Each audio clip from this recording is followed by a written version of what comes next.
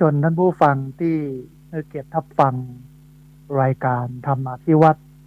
อันเป็นรายการวิทยุเพื่อการเผยแผ่พระพุทธศาสนาส่งเสริมการศึกษาและพัฒนาสังคมรายการนี้รับผิดชอบโดยอาตมาภาพพระสาธิตธีระปัญโยผู้อำนวยการสถาบันธรรมาภิวัตน์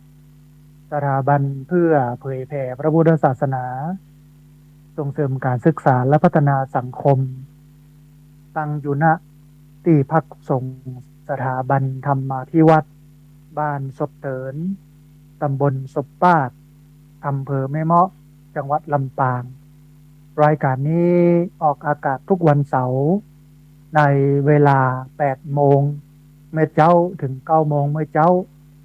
ผ่านทางสถานีวิทยุเพื่อการศึกษาและพัฒนาอาชีพเพื่อการศึกษาวิทยาลัยสงฆ์นครลำปาง FM 106